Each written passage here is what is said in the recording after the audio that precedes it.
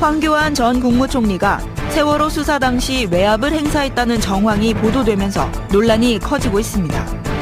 황교안 전 총리가 법무부 장관이었던 2014년 11월 세월호 참사 당시 사고 해역에 출동했던 해경 123 정장에 대한 업무상 과실치사 혐의 적용을 막지 못했다며 변찬후 당시 광주지검장을 질책했다는 겁니다. 당시 광주지검에 근무했던 관계자에 따르면 변 전 지검장이 법무부 청사에 불려가 부하 직원을 제대로 관리하지 못하고 휘둘리냐는 취지로 크게 질책을 당한 것으로 알고 있다고 설명했습니다. 또 당시 황 장관은 세월호 참사 뒤 박근혜 전 대통령과 정부 비판 여론이 거세지자 검찰이 업무상 과실치사 혐의를 적용 못하도록 대검과 광주지검을 압박했습니다. 여기에 우병우 당시 청와대 민정비서관도 대학 사법시험 동기인 김진모 대검 기획조정부장을 통해 업무상 과실치사 적용 배제 방침을 전달한 것으로 알려지면서 황 전 총리와 어떤 교감이 있었는지 의혹을 사고 있습니다. 세월호 참사가 조용하게 처리되기를 바랐던 청와대의 뜻이 법무부와 우병우 라인을 통해 일선으로 내려간 정황이 확인된 것은 이번이 처음입니다. 이에 황 전 총리는 나와 관련된 팩트는 거의 사실이 아니라며 관련 의혹을 부인. 문재인 대통령이 세월호 참사에 대한 재조사 의지를 표명한 만큼 진상규명과 함께 세월호 수사 외압의 실체와 배후를 밝힐 수 있을지 귀추가 주목됩니다.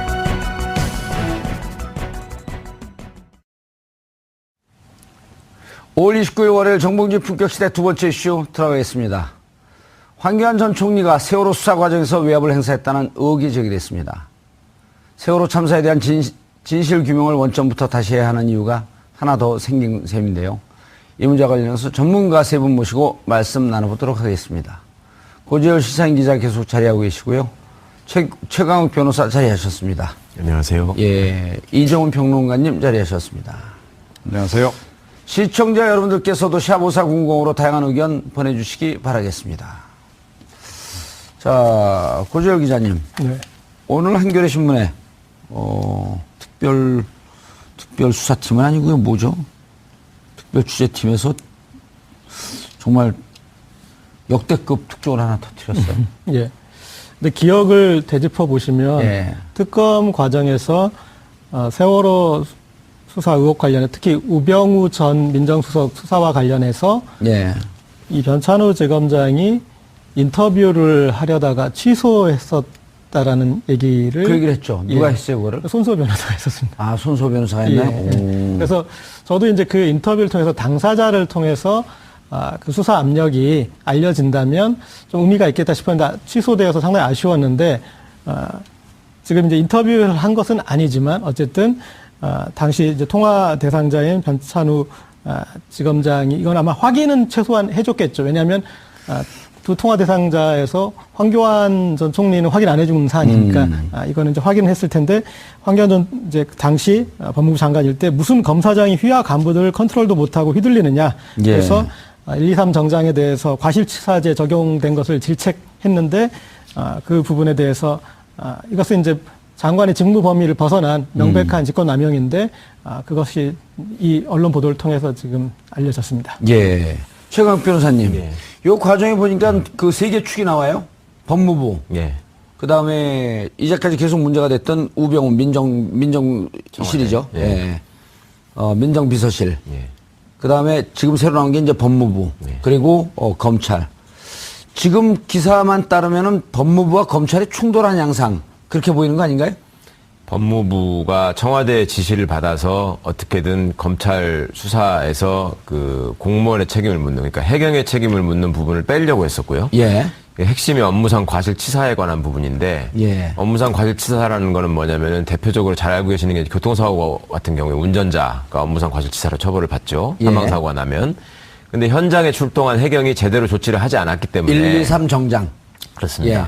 승객들이 제대로 구출되지 못하고 사망이 일어났다. 이 점이거든요. 그러니까 그 부분을 인정하게 되면 국가의 책임을 인정해야 되는 것이죠. 법리적으로. 그러니까 이제 그걸 앞장서서 막으려고 했던 것 같고, 지금 이번 보도는 이제 법무부, 검찰, 청와대 이걸 중심으로 나왔지만 당시를 또 한번 반추해 보시면 그 이정현 당시 홍보수석이 예. 그 KBS 보도국장에게 전화를 해가지고 아하. 뭐 욕설 섞어가면서 뭐 항의성 압박을 했다가 나중에 이제 저기 그 보도국장이 그걸 폭로하는 바람에 사장도 사퇴하고 뭐 이런 일이 있었지 않습니까?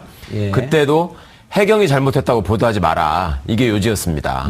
그때 이제 부탁했던 요지가. 예. 그러니까 이제 이거는 청와대가 중심이 돼서 어떻게든 그 정부의 책임을 모면해 보려는 그런 시도를 한 것이고 그 과정에서 실제 이제 수사를 담당하고 있는 수사팀에다가 직접적인 압력을 넣었다. 예. 그래서 그리고 이제 그 과정에서 위법 사실이 많이 있었고 또 그런 의혹들이 과거에도 관련자들의 일부 진술을 통해서 쭉 제기가 됐었고 그래서 이 부분들을 특검에서 명확히 조사해서 규명해 달라라는 얘기까지 있었는데도 불구하고 그 부분 수사할 뭐 저기 여력도 없었고 그 확실히 특검법의 범위에 있는지도 좀 명확하지 않아서 그냥 대충 조사하고 검찰로 넘긴 셈이었거든요. 그렇죠. 특수본 2기에서는 안 했죠. 그렇습니다. 근데 특수본 2기는 아예 이제 하지도 않았고요. 그리고 황교안 씨는 당시 이제 대통령 권한대행에 위치해 있으면서 자기는 절대 그런 일을 한 적이 없다라고 계속 부인을 해왔다가 이번에 이제 그렇게 지시를 하고 법무부와 검찰의 어떤 라인들이 각 카운터파트가 어떻게 돼가지고 움직였다는 게 지금 다 드러났기 때문에 예. 이제는 뭐 조사를 피할 수 없는 상황인 것 같습니다. 이종훈 평론가님, 이게 몇 네. 개월 동안을 추적을 한 것 같아요? 예? 몇 개월 동안을 추적을 한 것 같아요? 기사를 봤더니. 네, 그런 것 같기도 하고 또 좀 제보자들도 좀 있는 것 같고요. 내부. 예. 그렇지 않으면 이렇게 상세하게 좀 알려지기가 좀 쉽지 않죠? 예. 일단 그렇게 추정을 해볼 수 있을 것 같고. 자, 그런데 예. 사실은 이 세월호 참사 당시의 이 수사, 특히 초기 수사와 관련해서는 그러니까 그때는 김기춘 전 실장이 우병우 그 당시 민정비서관보다는 훨씬 더 힘이 있을 때였습니다. 예. 그러니까 우병우 황교안 라인이 그때는 이 수사와 관련해서 더 핵심적으로 작동한 라인이다.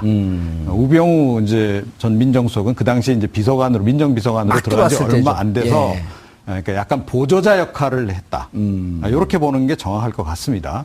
자, 그런데 이게 이제 아시다시피 그 후에 이제 정윤회 감찰문건 사건이 터지면서 정윤회 그 건으로 해서 사실은 이제 그 우병우 민정수석이 확 부상을 하는 거죠. 예. 그러면서 민정수석으로 올라가는 거 아닙니까? 이제 2014년 이제 하반기에는 우병우 전 민정수석이 더 주도권을 행사하는 그러니까 수사에서도 영향력이 훨씬 더 강한 시기.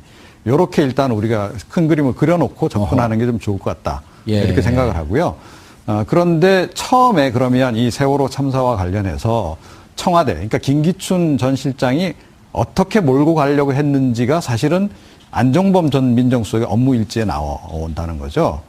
그게 특검 수사 과정에서 사실은 이제 나왔거든요. 그러니까 세월호 참사의 원인 1, 뭘로 보고 있느냐? 그러니까 선장이 먼저 탈출한 거. 그 다음에 승객들이 탈출을 거부한 거. 요걸 봅니다. 그 다음에 두 번째로 찝는 게 해경의 초동작전 실패. 그리고 3위 뭐냐 하면, 그 유병헌, 이름이 금방 생각 안 나서, 유병헌 이제 전 그 세모그룹 회장. 그 당시 이제 청해진 해운의 예. 회장이잖아요. 그쪽 일당이 불법 개조한 거다. 그러니까 요렇게 이미 세 가닥으로 접근하려고 벌써 이렇게 작전을 다 짰던 거예요. 안종범 일제 나오나요? 예. 그게 이제 김영한 전 민정수석 이제 그 업무 일제도 부분적으로 나오는데 예. 보니까 확실히 기록은 안종범 전 수석이 거의 4초 수준으로 딱 한 것 같아요. 그래서 그 티타임에 티타임 가지면서 그 당시 이제 김기춘 전 실장이 딱 언급한 내용을 딱 메모를 딱 세 가지를 딱 한 거죠. 자, 그렇게 실제로 수사도 진행이 돼요. 그러니까 기억나실지 모르겠는데 세월호 참사 터지고 나서 곧바로 특별수사본부 만들고 제일 먼저 구속시킨 사람들이 이 선장과 선원들입니다. 그랬었죠. 예. 그 다음에 뭐 어디를 이제 급습하나요? 유병헌 전 회장. 청해진. 예. 그쪽 자택이니 뭐 사무실이니 예. 압수수색 들어가죠. 인천 본사까지요. 예. 그 다음에 이제 해경을 손을 보는데 해경도 원인으로 보긴 했으나 해경을 좀 수사를 하다 보니 이게 자칫 잘못하다가는 대통령 책임으로 이게 결과적으로 귀착이 될 것 같거든요. 국가의 책임으로. 예. 예. 그러니까 그 이후 이제 후반기 유병헌에 대한 수사 거의 마무리 짓고 또 이 해경에 대한 수사 부분은 좀 뒤로 미루면서 그 해경 수사 부분은 이런 식으로 사실은 무마를 하려고 했던 그런 그 흐름으로 일단 이제 읽힙니다. 예. 예. 두 가지 측면에서 좀 보충 설명을 드리면, 그러니까 하나는 당시에 어떻게 보면 정무적 판단이었겠죠. 그러니까 김기춘 전 실장의 정무적 판단 뭐냐면 청해진 쪽으로 유병헌한테 관심을 집중시켜야 된다. 예, 대중의 관심, 그리고 구원파가 어떤 조직이고 그런 쪽으로 이 대중의 관심을 일단은 그쪽으로 집중시켰고 사실은 성공을 했습니다.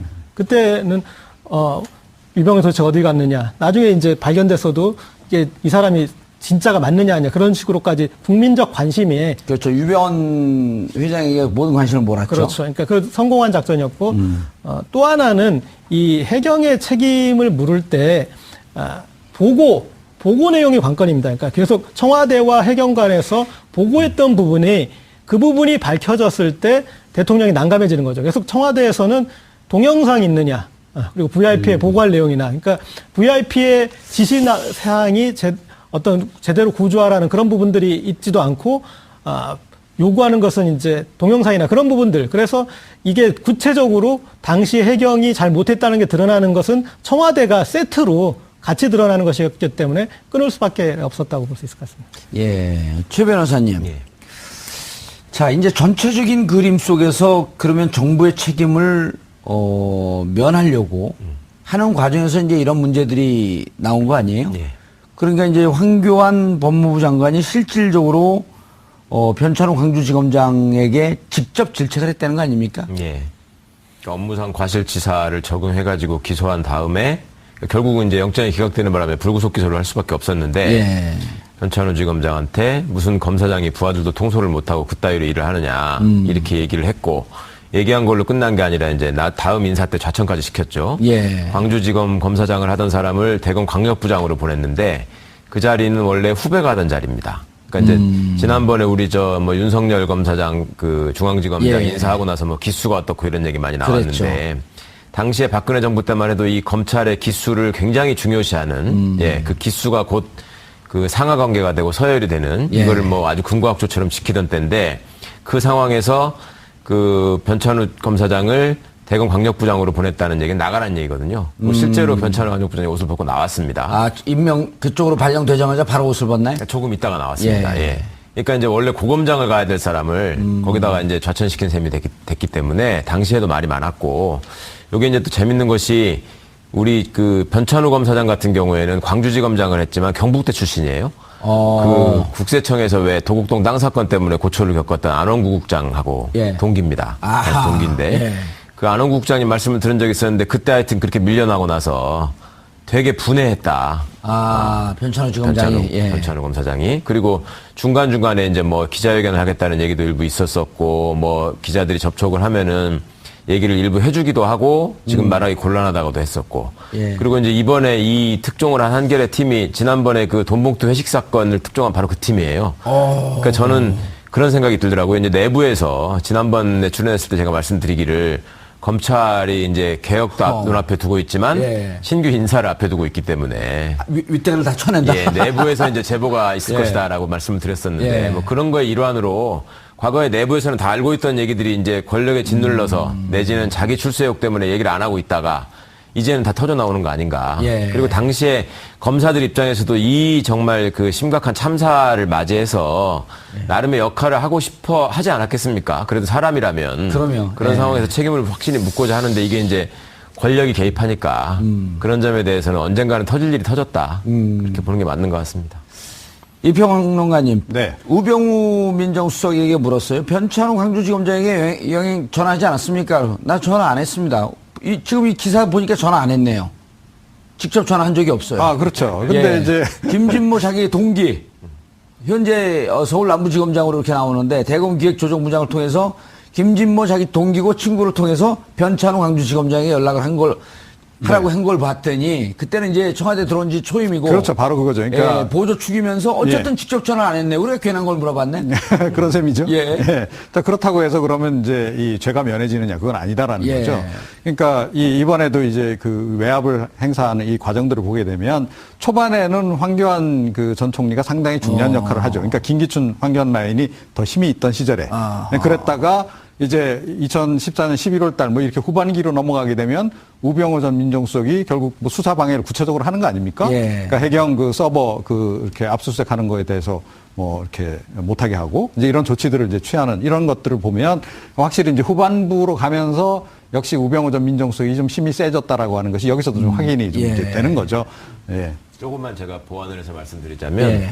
지금 그 법무부에서 역할을 한 사람은 검찰국장하고 형사기획과장이에요. 아까 그 씨 좀 띄워놓으세요. 왜 얘기할 때 싹 피해 그거를? 검찰 이과장이라고 하는 형사기획과장이 이제 전화를 역할을 담당을 했는데 저거는 자기 내부의 업무 분장으로 따지자면 맞는 거예요. 저거는 예. 형사기획과가 이제 각 수사 통계도 내고 수사 지휘도 하고 뭐 이런 자, 그 부서니까. 황교안 장관의 지시를 받아서 김주현 예, 검찰국장, 그다음 김주현 밑에 이선욱 형사 기획과장. 기획과장 예. 이 지시를 받고 이제 검찰 쪽에다 막 얘기를 넣네요. 그렇죠. 그런데 지금 대검을 보시면 예. 두 사람이 나옵니다. 조은석 형사부장하고 예. 김진모 기획조정부장이 나오잖아요. 예. 이거는 업무가 지금 복잡해서 두 사람이 해야 되는 게 아니고요. 원래 형사부장 업무입니다. 아, 조은석 부장의 업무죠. 예. 조은석, 김진모 두 사람은 다 검사장급이고 우병우 씨하고 같은 연수원 19기거든요.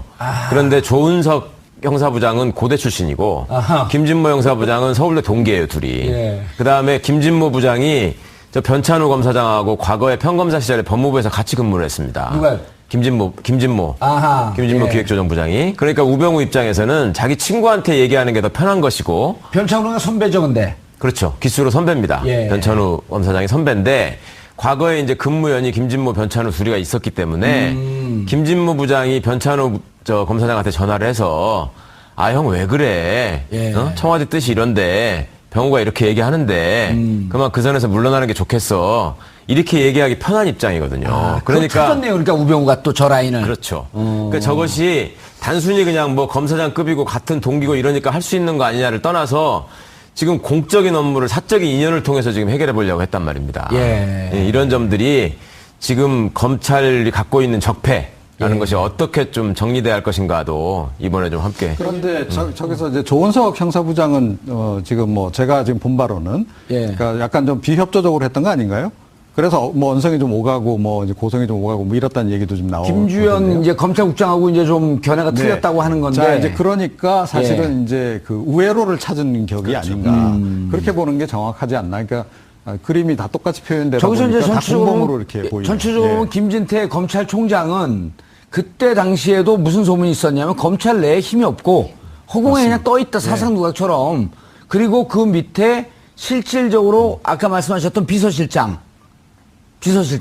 비서실장이 검찰 쪽에 직접 라인을 대고 있다. 이런 얘기들이 돌고 있을 때거든요. 그러니까 지난번에 안태근 검찰국장 얘기할 때도 우리가 얘기를 했지 않습니까? 예. 검찰국장만 딱 통하면 사실은 예. 그러니까 이 대검찰청 검찰총장이니 이런 거 경유 안 하더라도 다 통제가 가능하다라고 말씀드린 적이 그렇죠. 있는데 이제 저 때는 황교안 전 총리도 사실은 이때 보면 바로 이 검찰국장한테 그냥 이렇게 지시를 내려서 바로 일을 추진하잖아요. 예. 자, 그걸 보면 이제 검찰총장 옆으로 약간 제껴놓고 일을 이렇게 진행을 해버린 거죠. 저 때는 이제 김주현 검찰국장이었고 이듬해 이제 안태근 네, 검찰국장이 이제 들어오는 그 구도가 되는 건데 아 그럼 이걸 보면 지금 아까 우리 그 그래프를 보면 법무부 장관 그다음 검찰 그다음에 청와대 그러니까 법무부 장관 뒤에는 비서실장이 있었고 청와대에서도 이제 신진으로 들어온 신참 우병우가 여기서 공을 좀 세우려고 자기 친구 김준모한테 연락을 해서 저 변찬우 저 선배한테 연락해라. 라고 하면서 어쨌든 이 사건을 덮으려고 총력전을 펼친 거네요. 이게 이제 검사 출신들이 저지른 불법이라는 데 심각성이 있습니다. 지금 무슨 검사들이 그 검찰 개혁 얘기가 나올 때마다 검찰의 독립성을 항상 정치 권력이 침해해 왔기 때문에 문제지 우리 스스로는 문제가 없다. 예. 이런 식의 논리를 내세우거든요. 저 보십시오. 지금 검찰청법에 의해서 검사로 임명된 사람들이 기본적으로 알아야 되는 게 뭐냐면 구체적인 수사 지휘는 법무부 장관이 검찰총장한테만 할 수 있다. 법무부 장관이 검찰총장한테만, 총장에게만. 법무부 외청으로 돼 있는 거 아니에요? 그렇습니다. 그리고 일반적으로 법무부 장관이 수사 하나하나에 관여해가지고 지시할 수는 없다라고 하는 것이 형사소송법의 기본입니다. 기본. 그러니까 대학교 2학년 때 형사소송법 책을 처음 보자마자 배우는 기본 중에 기본인데 그거를 지금 검찰총장이 저 사건에 있어서 뭐랄까 법무부의 지시에 대해서 탐탁치 않게 생각한다는 이유만으로 정식 라인인 검찰총장은 제껴버리고 자기들끼리 밑에서 아름아름으로 해가지고 이렇게 일을 하지 않습니까? 그 범법 행위를 한 거네요, 그러면. 그럼요. 알고도 이건 불법을 한 거기 때문에 고의적인 행위입니다, 저거는. 그러니까 아주 죄질로 따지면 나쁜 거죠. 그러니까 지금 법의 규정이 지금 어떻게 보면 그 권력자의 직권남용에 대해서 별로 예상을 하지 못했고 내지는 권력자가 일반 시민들을 통제하는 법률의 형태로 형법이 만들어져 있다 보니까 직권남용이나 이런 것들이 형량이 많지 않아서 그런데 저 행위가 이루어지는 과정을 보면 국가가 기본적으로 왜 존재하고 헌법과 형사소송법에서 검사들의 역할이 무엇이고 그다음에 정치 권력과 국가 권력이 어떤 식으로 서로 상호 견제하면서 행사돼야 하는 건지에 대한 거를 기본으로 완전히 다 무너뜨려 버린 일이거든요. 그러고 나서 담당 실제로 이제 특별수사본부를 꾸려가지고 당시 광주지검장이 본부장이었단 말입니다. 예. 그 사람을 좌천시켜가면서까지 끝끝내 자신들의 의사를 관철시켜가는 모습. 예. 정말 심각한 거죠. 근데 조금 전에 이제 그 차트에서요. 예. 사실은 숨겨진 인물이 굉장히 중요한 인물이 지금 빠져 있어요. 그 차트 또 띄워봐요. 예. 그러니까 김기춘 전 실장이 빠져 있는 거죠. 예. 사실 김기춘 실장이 저 더 위에서 황교안 한쪽으로는 황교안 그 당시 이제 법무부 장관과 예. 그러니까 이 우병우 전 그 당시 민정비서관 위에 김영한 전 수석 이 라인으로 양쪽으로 지시를 내린 거죠. 네, 그래서 사실은 그 저 위에 지금 김기춘 전 실장이 표현이 돼 있어야 사실은 좀 정하지 않나. 그리고 이 전체적인 그림은 그러니까 오히려 황교안 그 당시 법무부 장관은 실행자였고 그러네요. 오히려 누군가가 그 기획자는 그 김기춘 전 실장이었을 가능성이 높다. 그게 그러니까 누군가가 국가 네. 책임이라고 하는 것을 좀 벗어나기 벗어나게끔 위해서요. 먼저 그림을 그린 자가 있을 거 아니에요. 그러니까 그게 바로 제가 아까 말씀드렸듯이 안종범 전 수석이 그 김기춘 전 실장과 함께 참가한 그 티타임에 적은 그 깨알같이 적은 메모지. 거기에 딱 보면 김기춘 전 실장의 생각이 딱 담겨 있다라는 거죠. 확인이 된다는 거죠. 안종범 수첩 전문가 아니세요? 있어요, 없어요? 그거 찾았어요, 못 찾았어요? 아니, 일단 저 도표에서 하나 예. 조그만 왜 건데. 저는 도표를 자꾸만 저걸 치워버려? 도표 좀 띄우라 그래도 잘 그려놓고 도표에 도표 보면- 올리세요. 네. 도표에서 보면은 예. 우병우 전 수석에서 빨간 화살표로 윤대진 광주지검 형사 2부장으로 가 있습니다. 내려가요. 직접 내려가요, 저거는. 직접 내려가죠. 여기는 제가 이제 이때 우리 저기 프로그램 할 때 그때 검색해가지고 하지 않았습니까? 이용호 특검 때 같이 했습니다. 우병우 전 수석하고. 아, 맞아요. 그때 과장으로 같이 있었죠. 예, 그래서 같이 직접 인연이 있기 때문에 아마 직접 연락을 한 걸로 보이고요. 예, 그리고 나서 우병 이후에 변찬우 저분은 바로 이제 그 좌천호에서 옷을 벗는데 그다음에 차장검사도 윤대진은 어디 지청장으로 갔다가 그렇게 심하게 좌천이 안 되는 부산지검 지금 차장검사 부산 지금 2차장 검사죠. 네, 있고 그다음에 그 중간에 있는 차장검사도 이제 좌천이 됐었죠. 예. 네, 그래서 그다음에 이제 저 도표에 지금 특수본에서 조사를 안 받은 조은석 전 형사부장하고 그리고 김진모 전 기획조정부장 이제 대검 이 두 분이 있는데 특히 이제 조은석 형사부장은 당시에 이런 그 압력에 대해서 조금 반발했다라는 부분들이 드러나지 않았습니까? 세게 요거는 반발 안 했대요. 조금 했대요. 근데 어쨌든 간에 지금 계속 선명하게 우병우 라인과 또 뭐 황교안의 역할 이런 것들이 드러나면서 이 검찰 개혁을 위해서 지금 추진하는데 검찰이 반발이 있을 수도 있다. 검난이 일어날 수도 있다라고 그런 일각의 우려가 있었는데 안에서는 지금 치열하게 내부 투쟁을 해서 당시의 어떤 그 적폐에 대해서 내부적으로 문제 제기가 되고 있는 그 부분도 저희가 또 중요하게 좀 예. 바라봐야 될 것 같습니다. 최 변호사님. 예. 자, 책임자 처벌 넘어가기 전에 우리 뭐 이제 댓글은 벌써 이제 책임자 처벌이 올라오는데 우리 시청자분들이 좀 급해요. 빨리 처벌을 해주길 원하는데 자, 일단 그 이후에 좌천시키는 과정. 네. 이게 무슨 그 조폭들이 보복하듯이 쫓아가면서 좌천을 시키잖아요. 찍어내기로 했습니다. 그러니까 지금 광주 검사장, 변찬우 검사장한테 모욕적인 좌천성 인사를 해가지고 예. 나갈 수밖에 없게 아래 만든 급수가 것도 가는 있고. 대로. 그렇습니다. 당시에 광주지검 차장검사에 이두식 검사라는 사람이 있었는데 예. 여기가 검찰의 요직을 다 거쳤던 나름 총망받는 검사였습니다. 이두식 차장. 예. 예. 여기도 옷을 벗게 만들었습니다. 근데 반면에 저렇게 이제 제대로 수사하는 거를 못하게 방해하는 역할을 한 사람들, 예. 법 적용하는 거를 못하게 한 사람들, 우병우 민정비서관 나중에 민정수석이 되죠. 예. 황교안 씨 법무부 장관으로 지금 수사에 저 개입하고 저 방해한 게 저것만 있는 게 아닙니다. 다들 알고 계시는 국정원 댓글 사건에서도 예. 거기다가 선거법 적용하지 말라고 계속 압력을 넣었던 사람 아닙니까? 그렇죠. 그래갖고 예. 최동욱 총장하고 부딪힌 거 아니에요. 그렇습니다. 예. 그렇게 해서 검찰총장 쫓아내고 그러고 나서 그러니까 본인이 말하자면 그 윗분의 뜻을 받들어 예. 뭐 김기춘 씨를 통했든지 아니면 박근혜 씨한테 직접 받았든지 그렇게 해서 충성을 다한 대가로 밑에서 제대로 일하고자 했던 사람들은 전부 다 옷을 벗기거나 좌천시켜서 다 날려보내고 그렇죠? 그다음에 본인은 그다음에 국무총리 대통령 권한 대행으로 계속 승승장구하고 예. 우병우 씨 역시 마찬가지로 계속 승진하고 자 이런 모습을 검찰에다가 또 계속 보여줬단 말입니다. 말을 잘 듣지 않으면 너희들도 다 저렇게 날아가고. 된다. 네. 말을 잘 들으면 나처럼 된다. 아하. 이렇게 해서 검찰을 장악하려고 한 것이고 또 검찰을 권력의 개로 만들어서 통제하고 이용한 것이죠. 그러니까 이 부분은 새 정부가 얘기하고 있는 검찰 개혁을 위해서는 반드시 진상이 규명돼야 하고 저기 전화를 받았던 윤대진 형사 2부장 이 사람이 이제 여러 특검에서도 진술을 하고 또 그 전에 국회 특조위가 있기 전에도 예. 나한테 전화했었다. 그다음에 서버 압수수색 하지 말라고 했었다. 그리고 압수수색 그것 때문에 지연됐다라는 부분을 확인해 줬었거든요. 그렇죠. 예. 그러니까 이런 부분들을 보면 아니, 그러니까 압수수색하러 갔는데 서버 압수수색하지 말라 그래서 그 다음날 그냥 영장을 다시 돌아왔다는 갖고 거예요. 들어와서 그때는 압수수색은 긴급성, 신속성 아니에요. 그렇습니다. 그때 네. 이미 깡통만 남았을 거 아니에요? 그렇죠. 그 해경의 서버라고 하는 것이 해경이 그때 당시에 무슨 조치를 하고 뭘 했느냐를 밝히기 위해서는 굉장히 중요한 증거물인데 예. 그거를 왜 굳이 못하게 했을까를 한번 생각해 보자는 거죠. 그거는 이유가 가장 큰 이유는 그거예요. 해경 서버를 뒤지다 보면 청와대와의 교신 내용과 기록이 나올 것이고 그것이 검찰에서 소위 말하면 수사 기록에 첨부되면 그거는 재판을 통해서 청와대의 잘못이 다 밝혀진다. 이런 걱정을 한 거죠. 알겠습니다. 이종원 평론가님. 네. 야, 저걸 쫓아가면서 이렇게 다 좌천시키는 거, 그거 어떻게 생각하세요? 저건 딱 우병우 스타일 아닌가요? 우리가 봤듯이.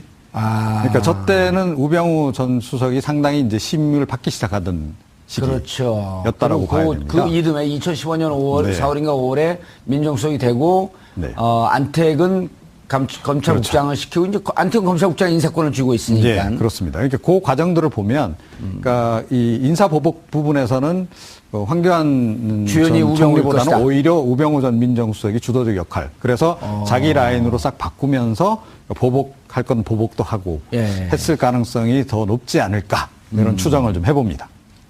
추정이 아니라 추정이 팩트를 그렇다던가요? 어디서 들은 것 같은데요. 예? 그거 슬쩍 추정이라고 그거 둘러대는 것 같은데.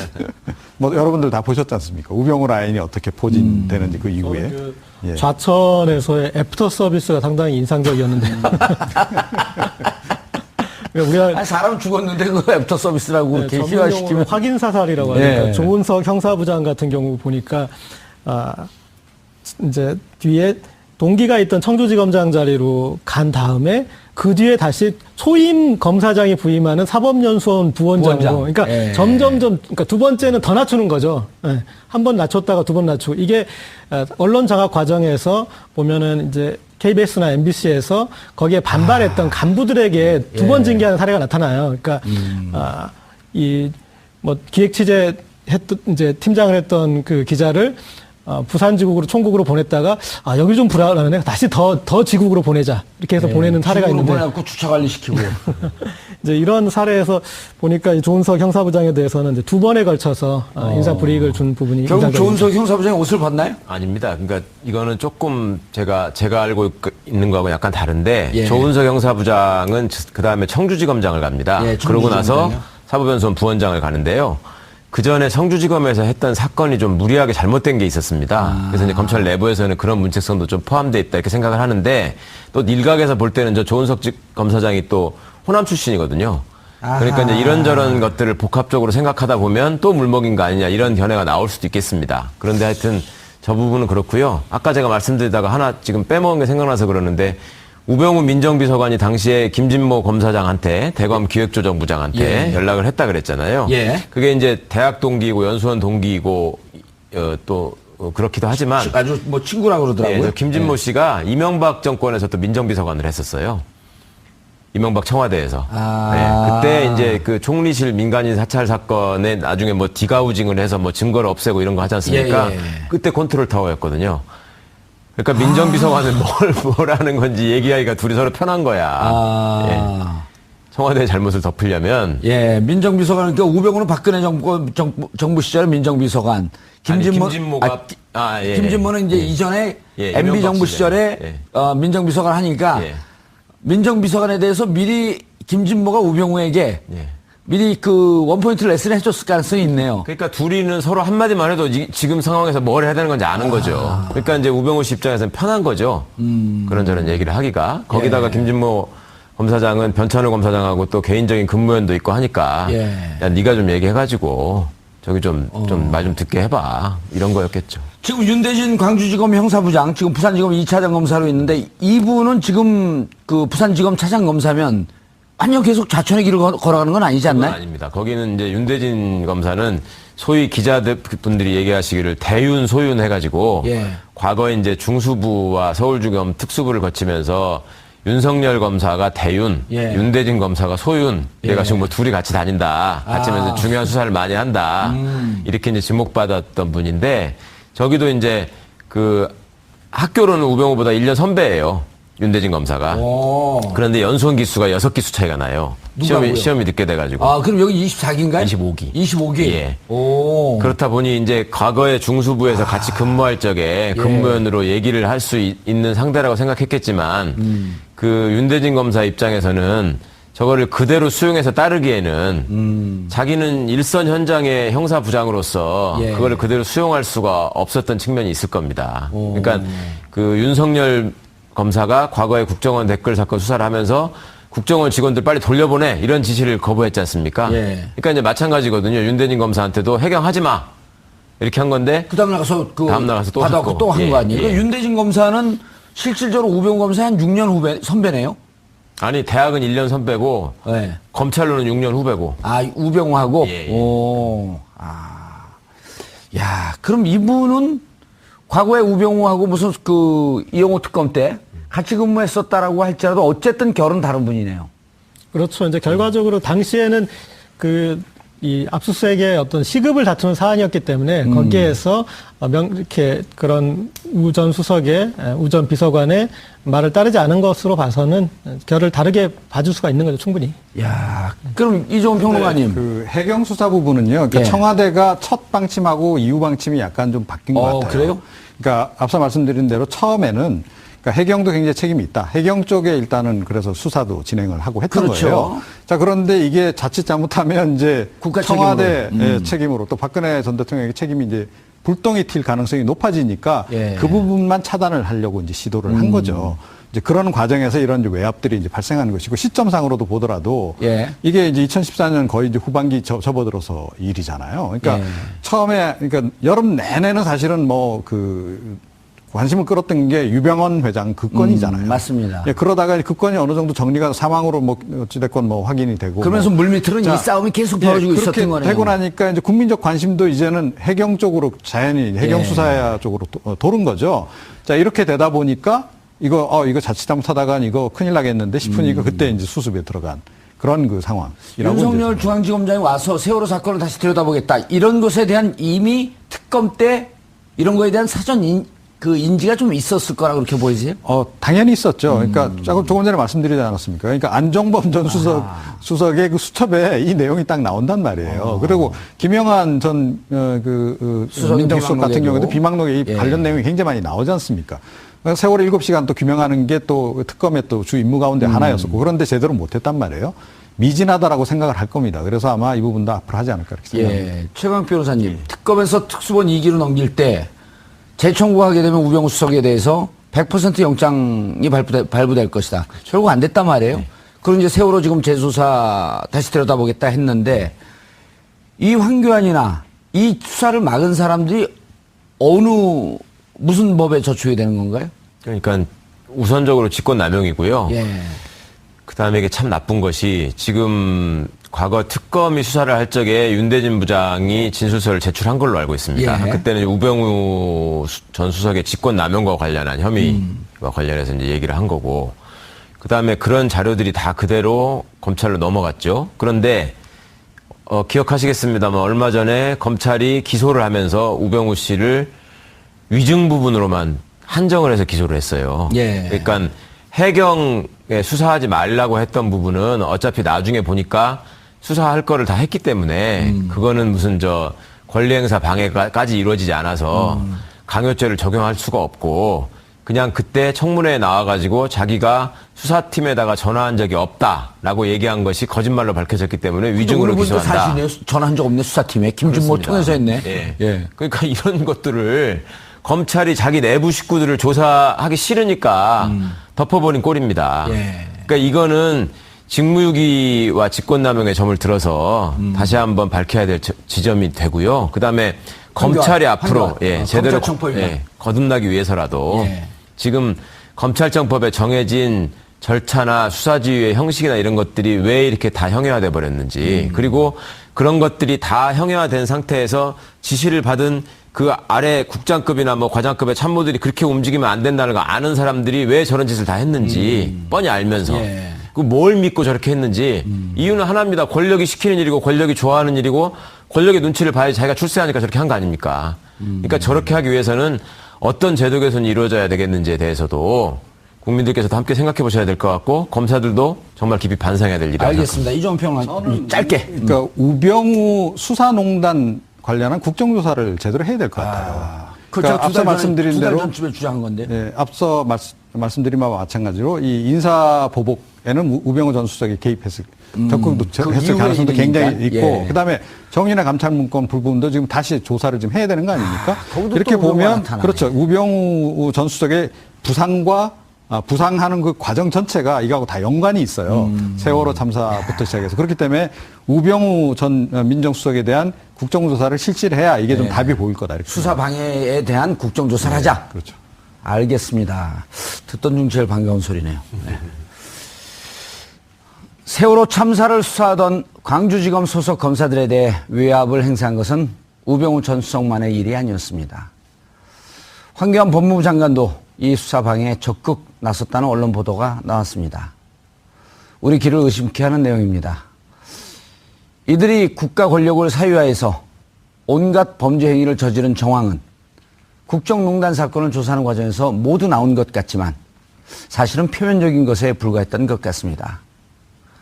특히 세월호 참사가 나고 3주기가 지났지만 아직도 그날의 진실이 가려져 한 발도 앞으로 나가지 못하고 있는 것은 국가 권력을 장악했던 대통령 그리고 청와대 비서실, 법무부 등 때문이었던 것 같습니다. 이 정도면 국가의 탈을 썼던 극악무도한 범죄 집단이라고 해도 과언이 아닐 것 같습니다. 이들을 철저하게 수사해야 합니다. 도둑을 잡고 범죄자를 잡는 것은 적폐청산이 아닙니다. 그냥 법을 위반한 범죄자를 처벌하는 것에 불과한 것입니다. 이런 범죄 혐의자를 수사하지 않는다면 국가의 존재는 의미가 없을 것입니다. 아울러 대통령 탄핵 이후 하루 5천만 원씩 무려 35억 원의 특수활동비를 탕진한 것에 대해서도 철저히 수사해서 이 당사자들을 처벌하기를 촉구합니다. 법의 엄격함, 범죄를 저지르면 반드시 감옥에 간다는 너무도 간단한 진실의 힘을 보여주시길 문재인 정부에게 바라겠습니다. 변찬우 검사장 같은 경우에는 광주지검장을 했지만 경북대 출신이에요. 그 국세청에서 왜 도곡동 땅 사건 때문에 고초를 겪었던 안원구 국장하고 예. 동기입니다. 아하, 동기인데 예. 그 안원구 국장님 말씀을 들은 적이 있었는데 그때 하여튼 그렇게 밀려나고 나서 되게 분해했다.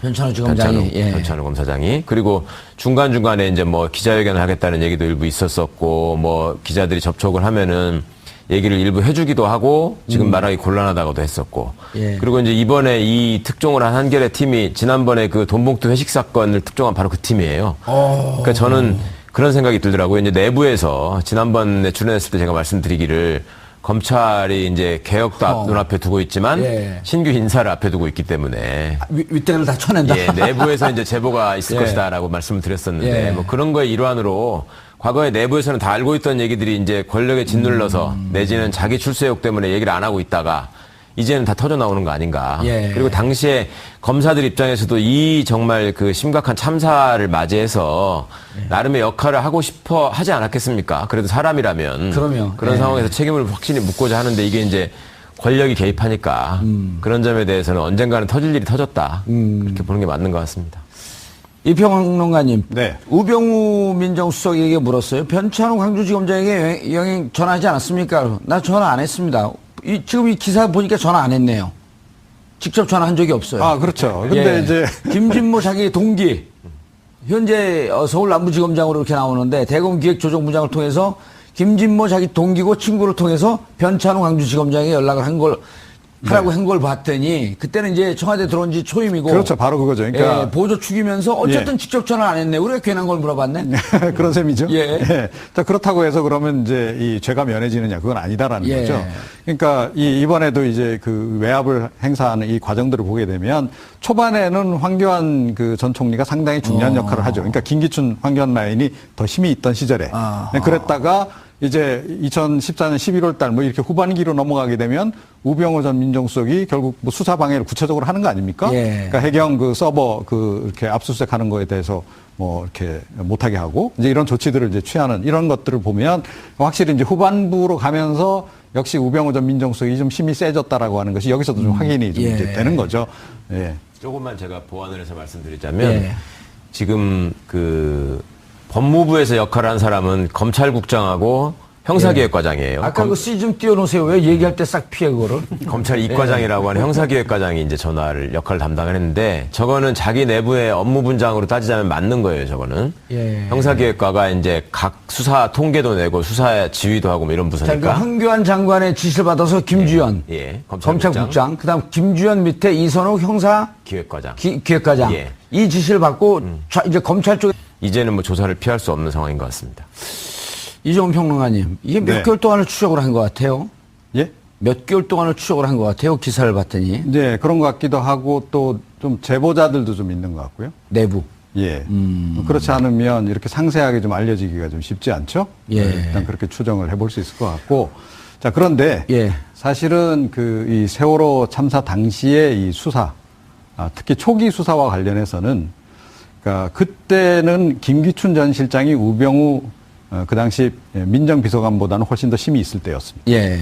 그러니까 우병우 황교안 라인이 그때는 이 수사와 관련해서 더 핵심적으로 작동한 라인이다. 우병우 이제 전 민정수석은 그 당시 이제 비서관으로 민정비서관으로 막 들어간 지 들어왔을 얼마 때죠. 안 돼서 예. 그러니까 약간 보조자 역할을 했다. 이렇게 보는 게 정확할 것 같습니다.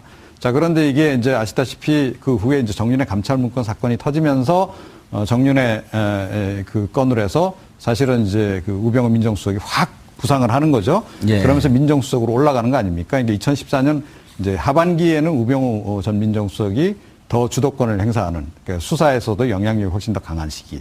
요렇게 일단 우리가 큰 그림을 그려놓고 접근하는 게 좀 좋을 것 같다. 예. 이렇게 생각을 하고요. 그런데 처음에 그러면 이 세월호 참사와 관련해서 청와대, 그러니까 김기춘 전 실장이 어떻게 몰고 가려고 했는지가 사실은 안종범 전 민정수석의 업무 일지에 나온다는 거죠. 그게 특검 수사 과정에서 사실은 이제 그 나왔거든요. 그러니까 세월호 참사의 원인 1 뭘로 보고 있느냐? 그러니까 선장이 먼저 탈출한 거. 그다음에 승객들이 탈출을 거부한 거. 요걸 봅니다. 그다음에 두 번째로 찝는 게 해경의 초동 작전 실패. 그리고 3위 뭐냐 하면 그 유병헌, 이름이 금방 생각 안 나서 유병헌 이제 전 그 세모그룹 회장, 그러니까 그 당시 이제 청해진 해운의 예. 이제 회장이잖아요. 그쪽 일당이 불법 개조한 거다. 그러니까 요렇게 이미 세 가닥으로 접근하려고 벌써 이렇게 작전을 다 짰던 거예요. 안종범 일제 나오나요? 예. 그게 이제 김영한 전 민정수석 이제 그 업무 일지에도 부분적으로 나오는데 예. 보니까 확실히 기록은 안종범 전 수석이 거의 4초 수준으로 딱 한 것 같아요. 그래서 그 티타임에 티타임 가지면서 그 당시 이제 김기춘 전 실장이 딱 언급한 내용을 딱 메모를 딱 세 가지를 딱 한 거죠. 자, 그렇게 실제로 수사도 진행이 돼요. 그러니까 기억나실지 모르겠는데 세월호 참사 터지고 나서 곧바로 특별수사본부 만들고 제일 먼저 구속시킨 사람들이 이 선장과 선원들입니다. 그랬었죠. 예. 그 다음에 뭐 어디를 이제 급습하나요? 유병헌 전 회장. 청해진. 예. 그쪽 자택이니 뭐 사무실이니 예. 압수수색 들어가죠. 인천 본사까지요. 예. 그 다음에 이제 해경을 손을 보는데 해경도 원인으로 보긴 했으나 해경을 좀 수사를 하다 보니 이게 자칫 잘못하다가는 대통령 책임으로 이게 결과적으로 귀착이 될 것 같거든요. 국가의 책임으로. 예. 예. 그러니까 그 이후 이제 후반기 수사 이제 유병헌에 대한 수사 거의 마무리 짓고 또 이 해경에 대한 수사 부분은 좀 뒤로 미루면서 그 해경 수사 부분은 이런 식으로 사실은 무마를 하려고 했던 그런 그 흐름으로 일단 이제 읽힙니다. 예. 예. 두 가지 측면에서 좀 보충 설명을 드리면, 그러니까 하나는 당시에 어떻게 보면 정무적 판단이었겠죠. 그러니까 김기춘 전 실장의 정무직 판단 뭐냐면 청해진 쪽으로 유병헌한테 관심을 집중시켜야 된다. 예, 대중의 관심, 그리고 구원파가 어떤 조직이고 그런 쪽으로 이 대중의 관심을 일단은 그쪽으로 집중시켰고 사실은 성공을 했습니다. 그때는 유병헌이 도대체 어디 갔느냐. 나중에 이제 발견됐어도 이게 이 사람이 진짜가 맞느냐 아니냐 그런 식으로까지 국민적 관심에 그렇죠. 유병헌 회장에게 모든 관심을 몰았죠. 그렇죠. 그러니까 그 성공한 작전이었고 또 하나는 이 해경의 책임을 물을 때 보고 내용이 관건입니다. 그러니까 계속 청와대와 해경 간에서 보고했던 부분이 그 부분이 밝혀졌을 때 대통령이 난감해지는 거죠. 계속 청와대에서는 동영상이 있느냐 그리고 VIP에 보고할 내용이나 그러니까 VIP의 지시 사항이 어떤 제대로 구조하라는 그런 부분들이 있지도 않고 요구하는 것은 이제 동영상이나 그런 부분들. 그래서 이게 구체적으로 당시 해경이 잘 못했다는 게 드러나는 것은 청와대가 세트로 같이 드러나는 것이었기 때문에 끊을 수밖에 없었다고 볼 수 있을 것 같습니다. 예, 최 변호사님. 예. 자, 이제 전체적인 그림 속에서 그러면 정부의 책임을 면하려고 하는 과정에서 이제 이런 문제들이 나온 거 아니에요? 예. 그러니까 이제 황교안 법무부 장관이 실질적으로 변찬호 광주지검장에게 직접 질책을 했다는 거 아닙니까? 예. 그러니까 업무상 과실치사를 적용해가지고 기소한 다음에 결국은 이제 영장이 기각되는 바람에 불구속 기소를 할 수밖에 없었는데 예. 변찬호 지검장한테 무슨 검사장이 부하들도 통솔을 못하고 그따위로 일을 하느냐 이렇게 얘기를 했고 얘기한 걸로 끝난 게 아니라 이제 다음 인사 때 좌천까지 시켰죠. 예. 광주지검 검사장을 하던 사람을 대검 광역부장으로 보냈는데 그 자리는 원래 후배가 하던 자리입니다. 그러니까 이제 지난번에 우리 윤석열 검사장 그 중앙지검장 예. 인사하고 나서 뭐 기수가 어떻고 이런 얘기 많이 나왔는데 그랬죠. 당시에 박근혜 정부 때만 해도 이 검찰의 기수를 굉장히 중요시하는 그 기수가 곧 그 상하 관계가 되고 서열이 되는 예. 이거를 뭐 아주 군과학조처럼 지키던 때인데 그 상황에서 그 변찬우 검사장을 대검 광역부장으로 보냈다는 얘기는 나가라는 얘기거든요. 뭐 실제로 변찬우 광역부장이 옷을 벗고 나왔습니다. 아, 임명 그쪽으로 발령되자마자 바로 옷을 벗나요? 조금 있다가 나왔습니다. 예. 예.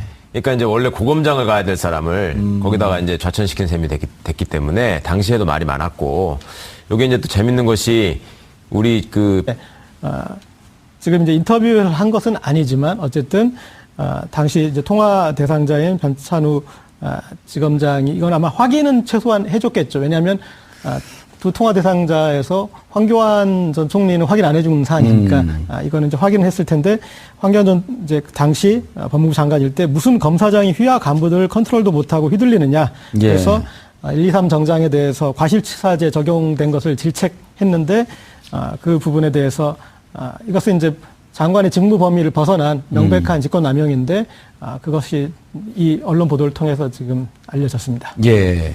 최강 변호사님. 예. 이 과정에 보니까 그 세 개 축이 나와요. 법무부. 예. 그 다음에 이제까지 계속 문제가 됐던 우병우 민정실이죠. 예. 예. 민정비서실. 예. 그 다음에 지금 새로 나온 게 이제 법무부. 예. 그리고 검찰. 지금 기사만 따르면은 법무부와 검찰이 충돌한 양상. 그렇게 보이는 거 아닌가요? 법무부가 청와대 지시를 받아서 어떻게든 검찰 수사에서 그 공무원의 책임을 묻는, 그러니까 해경의 책임을 묻는 부분을 빼려고 했었고요. 예. 핵심이 업무상 과실치사에 관한 부분인데, 예. 업무상 과실치사라는 거는 뭐냐면은 대표적으로 잘 알고 계시는 게 교통사고 같은 경우에 운전자가 업무상 과실치사로 처벌을 받죠. 예. 사망사고가 나면. 근데 현장에 출동한 해경이 제대로 조치를 하지 않았기 때문에. 1, 2, 3 정장. 그렇습니다. 예. 승객들이 제대로 구출되지 못하고 사망이 이르렀다. 이 점이거든요. 그러니까 그 부분을 인정하게 되면 국가의 책임을 인정해야 되는 것이죠. 법리적으로. 그러니까 이제 그걸 앞장서서 막으려고 했던 것 같고 지금 이번 보도는 이제 법무부, 검찰, 청와대 이걸 중심으로 나왔지만 당시를 또 한번 반추해 보시면 그 이정현 당시 홍보수석이 예. 그 KBS 보도국장에게 전화를 해가지고 뭐 욕설 섞어가면서 뭐 항의성 압박을 했다가 나중에 이제 그 보도국장이 그걸 폭로하는 바람에 사장도 사퇴하고 뭐 이런 일이 있었지 않습니까? 예. 그때도 해경이 잘못했다고 보도하지 마라. 이게 요지였습니다. 그때 이제 부탁했던 요지가. 예. 그러니까 이제 이거는 청와대가 중심이 돼서 어떻게든 그 정부의 책임을 모면해 보려는 그런 시도를 한 것이고 그 과정에서 실제 이제 수사를 담당하고 있는 수사팀에다가 직접적인 압력을 넣었다. 예. 그래서 그리고 이제 그 과정에서 위법 사실이 많이 있었고 또 그런 의혹들이 과거에도 관련자들의 일부 진술을 통해서 쭉 제기가 됐었고, 그래서 이 부분들을 특검에서 명확히 조사해서 규명해 달라라는 얘기까지 있었는데도 불구하고 그 부분 수사할 여력도 없었고, 그 확실히 특검법의 범위에 있는지도 좀 명확하지 않아서 그냥 대충 조사하고 검찰로 넘긴 셈이었거든요. 그렇죠. 특수본 2기에서는 안 했죠. 그렇습니다. 근데 특수본 이기는 아예 이제 하지도 않았고요. 그리고 황교안 씨는 당시 이제 대통령 권한대행에 위치해 있으면서 자기는 절대 그런 일을 한 적이 없다라고 계속 부인을 해왔다가 이번에 이제 그렇게 지시를 하고 법무부와 검찰의 어떤 라인들이 각 카운터파트가 어떻게 돼가지고 움직였다는 게 지금 다 드러났기 때문에. 예. 황교안 전 국무총리가 세월호 수사 당시 외압을 행사했다는 정황이 보도되면서 논란이 커지고 있습니다. 황교안 전 총리가 법무부 장관이었던 2014년 11월 세월호 참사 당시 사고 해역에 출동했던 해경 123 정장에 대한 업무상 과실치사 혐의 적용을 막지 못했다며 변찬후 당시 광주지검장을 질책했다는 겁니다. 당시 광주지검에 근무했던 관계자에 따르면 변 전 지검장이 법무부 청사에 불려가 부하 직원을 제대로 관리하지 못하고 휘둘리냐는 취지로 크게 질책을 당한 것으로 알고 있다고 설명했습니다.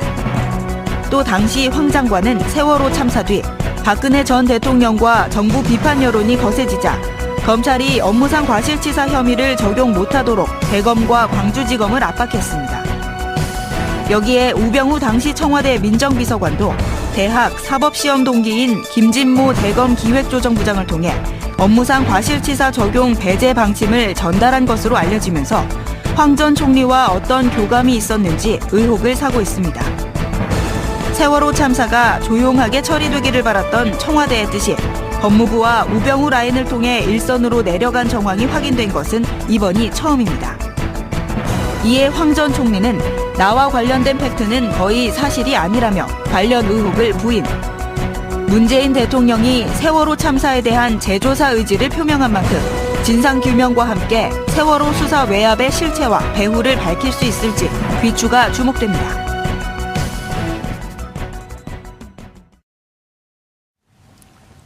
5월 29일 월요일 정봉주 품격시대 두 번째 이슈 들어가겠습니다.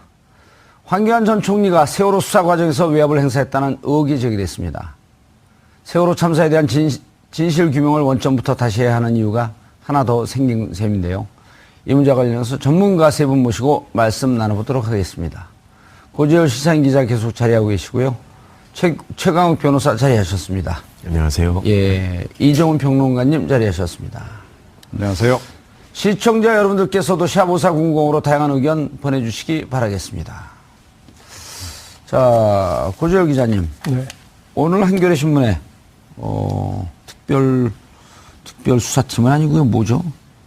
특별 취재팀에서 정말 역대급 특종을 하나 터뜨렸어요.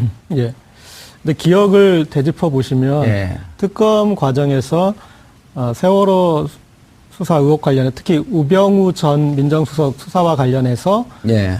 이 변찬후 지검장이 인터뷰를 하려다가 취소했었다라는 얘기를 그 얘기를 했죠. 누가 했어요, 그거를? 손소 변호사가 했었습니다. 아, 손소 변호사가 했나요? 예. 그래서 저도 이제 그 인터뷰를 통해서 당사자를 통해서 그 수사 압력이 알려진다면 좀 의미가 있겠다 싶었는데 취소되어서 상당히 아쉬웠는데